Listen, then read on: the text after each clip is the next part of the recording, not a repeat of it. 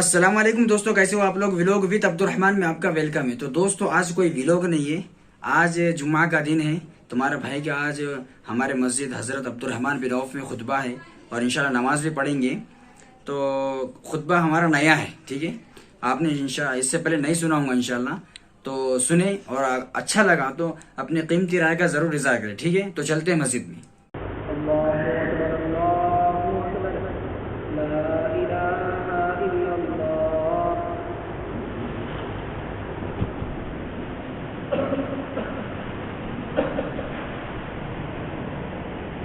إن الحمد لله الذي لا يرجى لكشف الشدائد إلا هو ولا يدعى لرفع المكائد إلا هو وما مراد العاشقين في الدارين إلا هو وما مطلوب الواصلين في الكونين إلا هو المخلوق كلهم ضعفاء لا قوي إلا هو لا واجد ولا ماجد إلا هو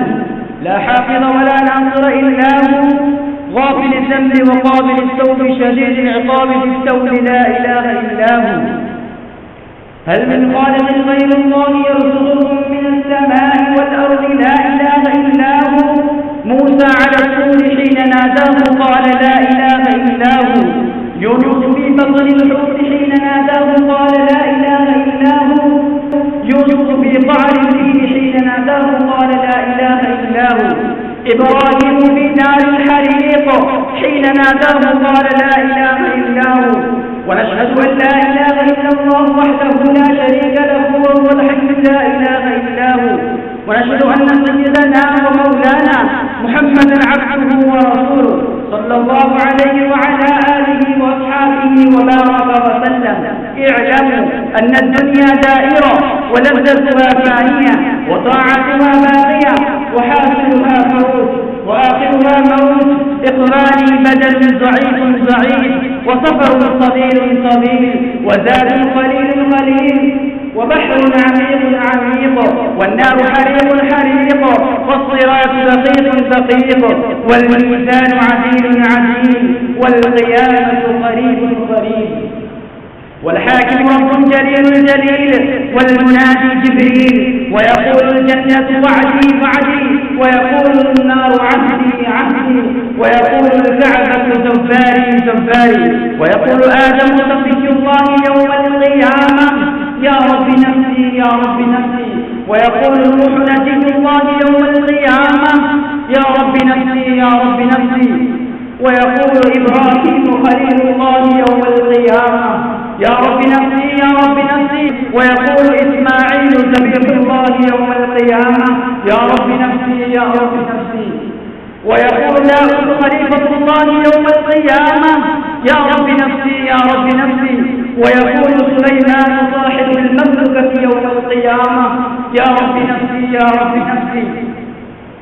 ويقول يوسف صديق الله يوم القيامة يا رب نفسي ويقول موسى كليم الله يوم القيامة يا رب نفسي ويقول عيسى روح الله يوم القيامة يا رب نفسي ويقول رسولنا ونبينا وحبيبنا وشفيعنا وسيدنا محمد صلى الله عليه وسلم يوم القيامة يا رب أمتي ويقول الجليل الجبار جل جلاله عمن أباله حبيبي يا عبادي لا خوف عليكم اليوم ولا أنتم تحزنون بارك الله لنا ولكم في القرآن العظيم ونفعنا وإياكم بالآيات والذكر الحكيم إنه تعالى جواد كريم ملك بر رؤوف رحيم ورب حليم. إن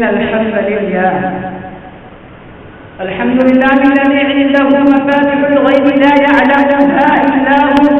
ويعلم ما في البر والبحر وما تسقط من ورقة إلا يعلمها ولا حبة في ظلمات الأرض ولا رطب ولا يابس إلا في كتاب مبين ونشهد أن لا إله إلا الله وحده لا شريك له ونشهد أن سيدنا ومولانا محمدا عبده ورسوله وخاتم النبيين أما بعد أعوذ بالله من الشيطان الرجيم بسم الله الرحمن الرحيم إن الله وملائكته يصلون على النبي يا أيها الذين آمنوا صلوا عليه وسلموا تسليما اللهم صل على محمد وعلى آل محمد بعدد من صلى وسام وصل على جميع الأنبياء والمرسلين وعلى الملائكة المقربين وعلى عباد الله الصالحين خصوصا على سيد المتقين والأبرار صاحب النبي في الغار والمزار أفضل الصحابة بالتحقيق خليفة النبي بلا فضل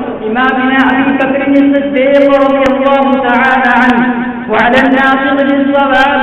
والعادل بالكتاب إمامنا بالحق عمر بن الخطاب رضي الله تعالى عنه وعلى صاحب الحياة وناشر القرآن الشهيد المظلوم حين تلاوة القرآن إمامنا عثمان بن عفان رضي الله تعالى عنه وعلى صاحب الصيد والقضاء وناشر العلم والهدى وباب مدينة العلم والبهى أسد الله الغالب إمامنا علي بن أبي طالب رضي الله تعالى عنه وعلى السيدين السندين السعيدين الشهيدين أبي محمد الحسن وأبي عبد الله الحسين رضي الله تعالى عنهما وعلى سيدات الطاهرات الأربع بنات النبي الأم خير البرية زينب ورقية وأم كلثوم وفاطمة وعلى آل بيته المطهرة خصوصا على خديجة وعائشة وحفصة رضي الله تعالى عنهم وعلى عمي النبي المصطفى صلى الله عليه وسلم سيدنا العباس وسيدنا حمزة رضي الله تعالى عنهما وعلى الباقية من العشرة المبشرة الذين أسماؤهم سعد وسعيد وأبو عبيدة وطلحة والزبير وعبد الرحمن رضي الله تعالى عليهم أجمعين برحمتك يا أرحم الراحمين وعلى كل الصحابة رضوان الله تعالى عليهم أجمعين برحمتك يا أرحم الراحمين والحمد لله رب العالمين الله الله في أصحابي لا تتخذوهم غرضا من بعدي فمن أحبهم فبحبي أحبهم ومن أبغضهم فببغضي أبغضهم وقال عليه الصلاة والسلام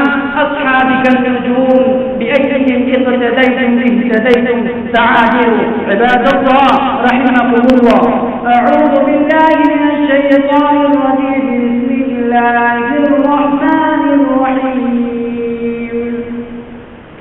إن الله يأمر بالعدل والإحسان وإيتاء ذي القربى وينهى عن الفحشاء والمنكر والبغي يعظكم لعلكم تذكرون اذكروا الله العلي العظيم الكريم يذكركم وادعوه يستجب لكم ولذكر الله تعالى أعلى وأولى وأعز وأجل وأهم وأتم وأكبر والله يعلم ما